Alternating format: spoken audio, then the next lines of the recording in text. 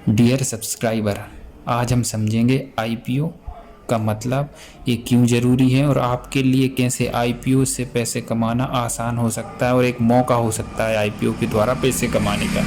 5 minute का video होगा जिसमें हम सब कुछ समझेंगे, वो भी सरल भाषा में।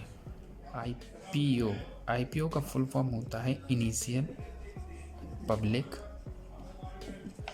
ऑफरिंग। इनिशियल पब्लिक ऑफरिंग, जब कोई प्राइवेट कंपनी, कोई कंपनी है जो प्राइवेट, वो अपने शेयर डायरेक्ट तो जनता को बेचेगी नहीं। तो जब कोई कंपनी अपना बिजनेस को बड़ा करने के लिए पैसों की ज़रूरत होती है तो वो क्या करती है, पब्लिक से पैसा उठाती है। तो पब्लिक से पैसा उठाने के लिए उसको क्या करना, अपना एक आईपीओ लाना पड़ता है। उसी को बोलते हैं जो पब्लिक पैसा इकट्ठा करती है जो कंपनी, तो वो क्या शेयर मार्केट में लिस्ट होने के लिए अपना एक आईपीओ लाती है। प्राइवेट कंपनी पहली बार आम जनता को अपने शेयर बेचती है, इसे आईपीओ यानी इनिशियल पब्लिक ऑफरिंग कहते हैं। ऐसा करके जो कंपनी रहती है वो कहाँ पब्लिक में आ जाती है और शेयर मार्केट में लिस्ट हो जाती है, जिससे कंपनी को जो पैसों की ज़रूरत होती है तो वो जनता से मिल जाता है। तो जनता को उसमें क्या मिलता है, अपना कंपनी में हिस्सेदारी मिल जाती है जनता को। डियर सब्सक्राइबर, अब हम समझेंगे आईपीओ क्यों ज़रूरी होता है। तो पहला तो एक कंपनी के लिए सबसे मेन काम क्या करता है कि जो फंड जुटाने का काम करती है कंपनी, फंड के लिए अपना क्या आईपीओ लाती है। नए प्रोजेक्ट, एक्सपेंसिव या लोन चुकाने के लिए पैसे जुटाती है, कहाँ से, पब्लिक से, इसलिए वो अपना आईपीओ लेकर आती है। उसके बाद फिर ब्रांड विश्वास, ब्रांड रहता है कंपनी का, उसको पब्लिक के बीच लाकर अपना एक ट्रस्ट पैदा करती है। और उसके बाद फिर रहेगा शेयर लिक्विडिटी, कंपनी के मालिक और जो पुराने इन्वेस्टर हैं वो शेयर बेचकर मुनाफा कमाते हैं। तो आईपीओ का मेन उद्देश्य है कि कंपनी को पैसे चाहिए होते हैं, मतलब वो फंड जुटाने के लिए अपना आईपीओ लेकर आती है। हमने सीखा आईपीओ क्या होता है, आईपीओ क्यों ज़रूरी होता है। अब लेकिन हम समझेंगे आईपीओ कैसे काम करता है। जब कोई कंपनी अपना आईपीओ लेकर आती है तो उसको किस किस प्रोसेस का सामना करना पड़ता है। देखो, पहले उसका 3 प्रोसेस रहती हैं। किसी भी कंपनी को जब अपना आईपीओ लेकर आती है तो उसको 3 प्रोसेस रहती है, जिसमें क्या रहता है, पहला रहता है कि जो कंपनी आईपीओ ला रही है वो मर्चेंट बैंकर्स होते हैं, जैसे एसबीआई कैपिटल, इनके साथ मिलकर जो मर्चेंट बैंकर्स होते हैं, कंपनी इनके साथ मिलकर क्या करती है, रेट तय करती है कि शेयर की वो वैल्यू कितनी रखना है। एक अपना एसबीआई कैपिटल जैसे बैंकर्स के साथ मिलकर उसकी डिटेल, तय वैल्यू, ये सब निश्चित करती है। और दूसरा स्टेप क्या रहता है कि जब आप आईपीओ के लिए अप्लाई करते हैं, आईपीओ के लिए आपने अप्लाई किया, यदि आईपीओ ओवर सब्सक्राइब होता है मतलब 20% ज़्यादा भर गया, 40% भर गया। जब आईपीओ ओवर सब्सक्राइब होता है तो शेयर लॉटरी से मिलते हैं, ठीक समझ गए होंगे।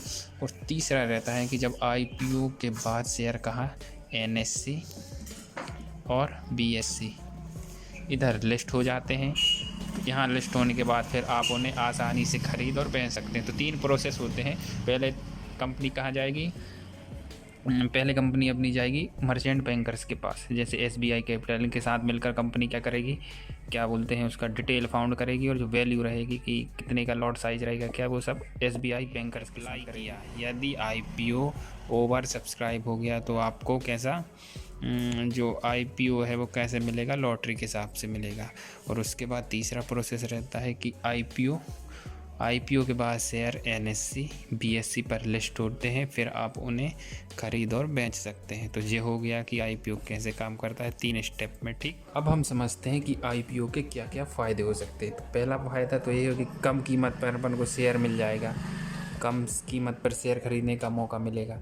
और दूसरा उसका फ़ायदा होगा कि जब जो आईपीओ लिस्ट होगा तो जो लिस्टिंग के बाद जो शेयर प्राइस रहेगा, अपना शेयर प्राइस, अगर गैप अप लिस्ट हुआ तो हमको उसको बेच कर क्या कर सकते हैं, प्रॉफिट बुक कर सकते हैं 200 रुपये, ठीक, 200 रुपये। लेकिन लिस्ट हुआ वो 260 रुपये पे, तो ये 60 रुपये का प्रॉफिट आ रहा है ना हमारे पास। तो एक आईपीओ का ये फ़ायदा हो जाता है।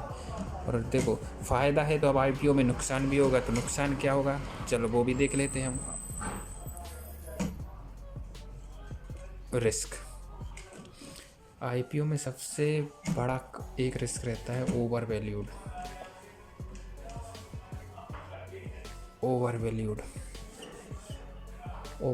मतलब होता है कि सरल भाषा में हम समझें, किसी कंपनी ने अपने शेयरों की कीमत उसके असली दाम से ज़्यादा रखी है। मान के चलो मेरे पास, मैं मोबाइल बेचता हूँ 10,000 का मोबाइल है, लेकिन मैंने 10,000 की जगह उसको कितने 20,000 उसकी कीमत रखी है, तो उसकी ओवर प्राइस रखी है मैंने, ठीक। इसी तरह जब कोई कंपनी अपना आईपीओ लाती है तो उसके शेयर की कीमत, जो उसकी शेयर है उसकी कमाई और उसके भविष्य की संभावना उससे बहुत ज़्यादा होती है, इसे ही ओवर वैल्यूड कहते हैं। जैसे मान के चलो कि जो पेटीएम का आईपीओ है, ठीक, मतलब जो 200 करोड़ की कंपनी है लेकिन आईपीओ हिसाब से नहीं ला रहा, आईपीओ आप ला रहा है 60,000 करोड़, मतलब जितना आपकी कंपनी नहीं उससे ज़्यादा का आप उसमें आईपीओ ला रहे हैं, ये हो जाता है ओवर वैल्यूड।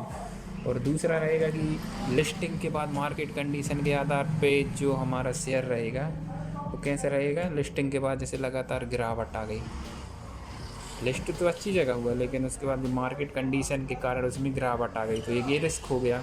इस रिगार्डिंग आपके लिए एक टिप्स है कि हमेशा कंपनी के फंडामेंटल और DRHP, ये DRHP क्या होता है, ड्रॉफ्ट रेड होरिंग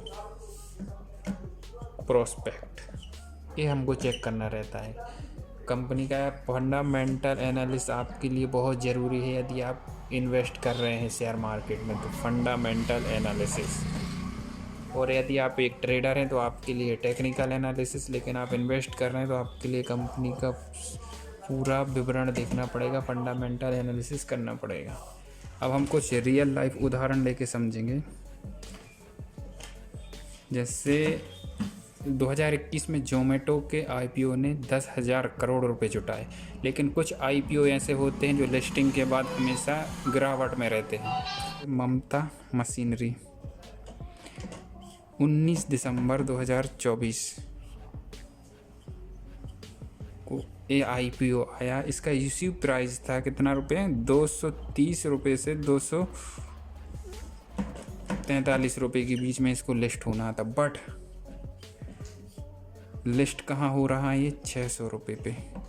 इसको होना था 230 या 243 के बीच में लिस्ट होना था, बट ये हो रहा है 600 रुपये पे, मतलब 357 रुपये ज़्यादा।